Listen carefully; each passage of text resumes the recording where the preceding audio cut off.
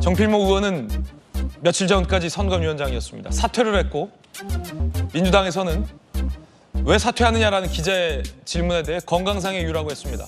그런데 어제 의총장에서 정필모 의원의 폭로 내용을 보면 건강상의 이유로 물러난 것 같지는 않아 보입니다. 누군가 전화로 지시해 해당 업체를 끼워 넣었다. 논란이 됐던 그 여론조사 업체 말입니다. 실무적으로 부담이 된다는 허위 보고에 속았다. 이런 사람들과 일할 수 없어서 내가 사퇴한 거다. 라고 얘기합니다.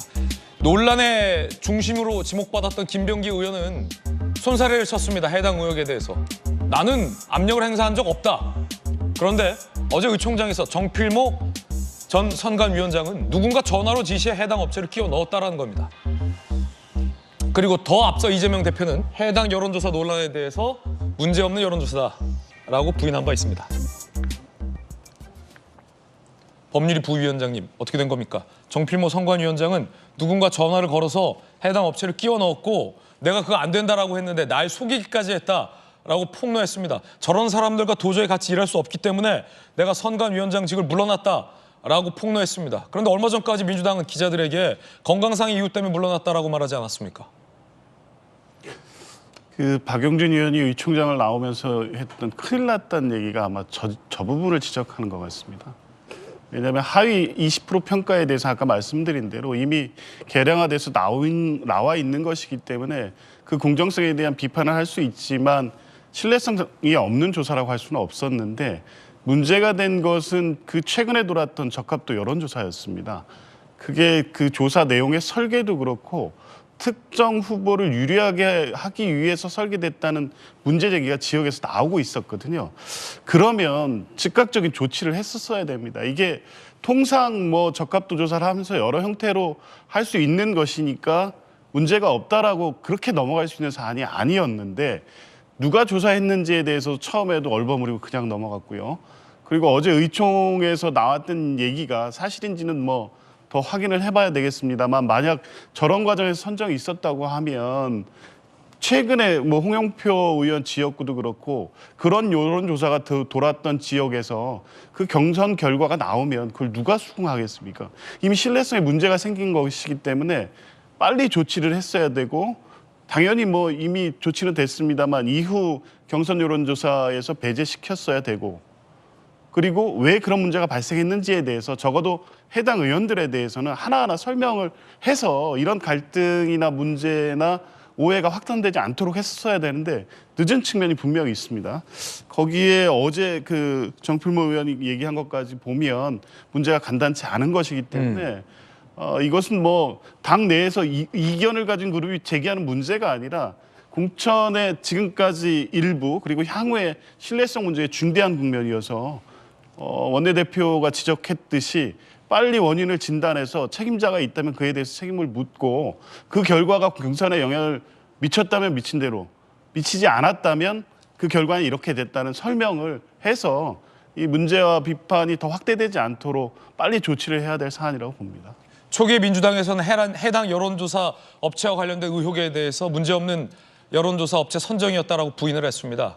그런데 지금 정필모 의원이 얘기한 저 여론조사 업체의 선정 과정 만약에 언론이 보도하지 않았더라면 국민들에게 알려지지 않았을 내용이었을 겁니다. 이 의혹도 언론이 먼저 취재를 하기 시작했던 이슈였고요. 결국 선관위원장이 저 문제에 반발을 해서 사퇴했다라고 주장했습니다. 이 이야기를 다 듣고 있었던 홍익표 원내대표 뭐라고 얘기했을까요? 들어보시죠. 분과위원회에서 결정하는 거하고 위원장한테 보고되는 내용이 불일치했거나 제대로 보고가 안 됐거나 그런 상황이 좀 있는 것 같아요. 그래서 사실관계를 확인해 보면 뭐가 문제가 있는지 확인이 될 것 같습니다. 허위 보고했다. 허위 보고를 받았다. 종전의 선관위원장은 그렇게 주장을 했습니다. 홍익표 원내대표도 무언가 내용이 다른 것 같다라고 시인하는 듯한 내용도 있습니다. 김영주 의원님, 네. 저희 돌직구쇼에서도 해당 여론조사 선정과 관련된 여러 가지 문제와 우려에 대해서 지적해 왔는데요. 네. 지금 정필모 의원의 저 폭로 어떻게 들으셨습니까? 누군가 전화로 여론조사 업체를 끼워 넣으라는 거예요. 그건 앞서 선정됐던 여론조사들은 공정한 PT를 통해서 프레젠테이션을 통해서 선정이 된 건데 그런 정상적인 공식적인 공개적인 과정으로 여론조사 업체가 선정된 게 아니라 논란이 됐던 한 여론조사가 어떤 비선과도 같은 비공식적인 압력에 의해서 끼워 넣어줬다. 그리고 최근에 논란이 됐던 이른바 유령 여론조사, 아무도 내가 했소라고 인정하지 않는 그 지역에서 돌았던 친문들만 빠져있던 그런 여론조사는 누가 실시한 건가라는 국민적인 궁금증도 있었던 터인데, 그럼 그 여론조사 업체는 누가 전화로 끼워 넣었다는 겁니까? 그게 궁금한데. 네. 사실은 그러니까 공관위원장이든 전략공천위원장이든 다 허수아비란 얘기예요. 밑에 실무진은 다 선수들이 들어와 있다는 거죠. 전화한 그 사람?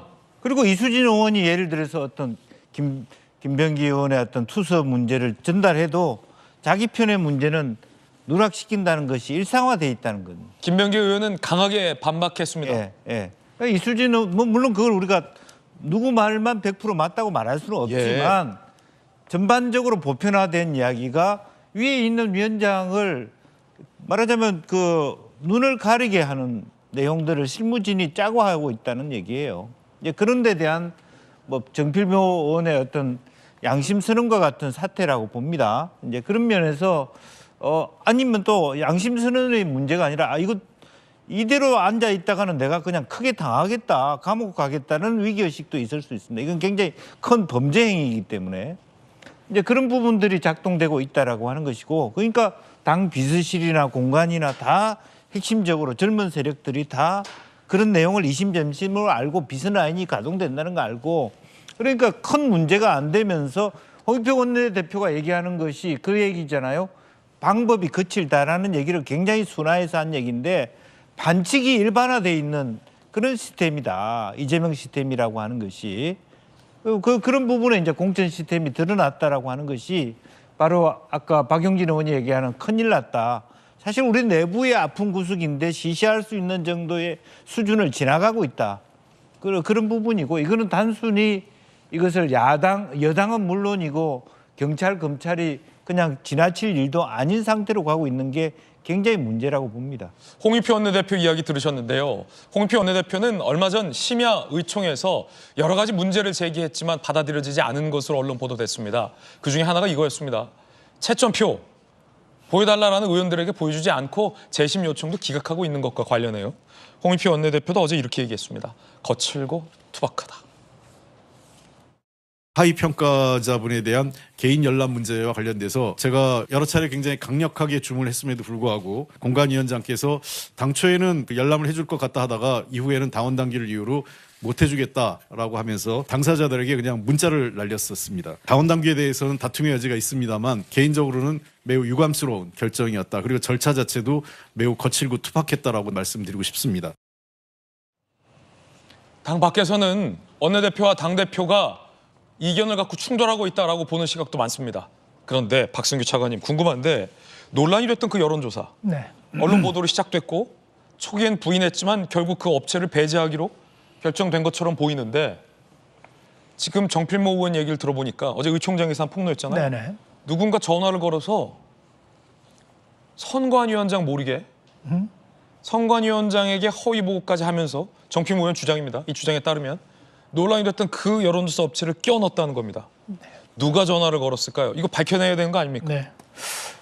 그 여론조사 기관이 하필이면은 이재명 대표가 성남시장 할 때부터 이용했던 가까운 곳이라는 것이죠. 우연이겠죠? 예. 그리고 우연이겠죠. 우연이었으면 좋겠죠. 그리고 또 하나는 그 이전까지 있었던 현역을 배제한 여론조사. 이게 왜 내가 배제됐지? 이 여론조사가 왜 이런 게 돌고 있지? 다 모른다고 했던 그것이 실체가 이제 확인된 거거든요. 큰일 난지 맞죠. 이거는 무슨 얘기냐면은 가장 공정하고 가장 투명하게 진행돼야 할 공천 과정에 원인 무효 행위가 지금 드러난 거예요. 저 여론조사의 근거에 의해서 당신이 몇 % 차이로 지고 있고 거기에 따라서 점수가 어떻게 나와서 이렇게 돼서 당신 떨어지게 됐어, 이렇게 얘기했던 그 해당됐던 의원들이 좀 받아들이겠어요? 네. 받아들일 수 없죠. 민주주의의 가장 기본적인 룰을 부정하고 그 룰을 불법적으로 교묘하게 악용하려고 한 정말 이제까지 없었던 사례가 하나 좀 드러난 거고요. 정필모 선관위원장도 마찬가지예요. 저 얘기를 듣고 확인하고 했을 때 저걸 내부에서 바로잡으려고 노력을 안 해봤을까요? 제가 볼 때는 사표를 내기 전까지 교정하려고 노력을 했을 거예요. 이거 왜 이렇게 된 거야? 이거 이렇게 되면 되지 않아? 이런 과정들을 거쳤을 거예요. 그러다가 안 되니까 이게 내 선을 벗어났구나. 내가 통제할 수 없는 일이구나. 이거 사표내고 나간 거예요. 법적인 문제가 나올 수 있고.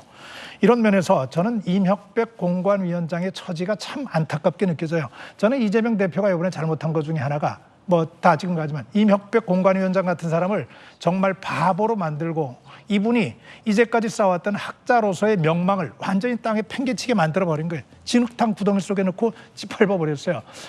이분이 지금 보면은 마음대로 할 수 있는 게 아무것도 없어요. 이 점수 공개하는 것도 홍익표 원내대표가 그러면은 뭐 보고 싶어하는 20% 이내자들이 볼 수 있도록 하자 했을 때 임혁백 위원장 찾아오면 보여주겠다 그랬어요. 하루 만에 뒤집었어요. 예. 본인 손을 떠나 있는 거예요. 이분 대한민국의 대표적인 진보 정치학자로 명망이 있었던 분인데 지금 이 상황을 국민이 보고 당원들이 보고 모든 사람이 이게 말도 안 되는 과정으로 진행되고 있다고 하는데 이 중심에 서 있는 이분 마음이 어떻겠어요? 저는 임혁백 공관위원장의 고백도 어느 순간인가는 나올 수 있지 않겠는가 하는 생각합니다. 좀 안타까운 마음이 들죠. 이런 모든 의혹과 관련해서 오늘의 하이라이트는 조금 전 서른 의원의 이 발언이었습니다. 오늘 저는 40여 년 동안 몸담고 일구어왔던 민주당을 떠나고자 이 자리에 섰습니다. 이제 민주당은 이러한 민주적 공당이 아니라 이재명 대표의 지배를 받는 전체주의적 사당으로 변모되었습니다. 이재명 대표는 윤상군처럼 모든 의사결정을 자신과 측근과만 결정하고 의사결정에 반하는 인물들을 모두 쳐내며 이재명 대표에게 아부하는 사람들만 곁에 두고 있습니다.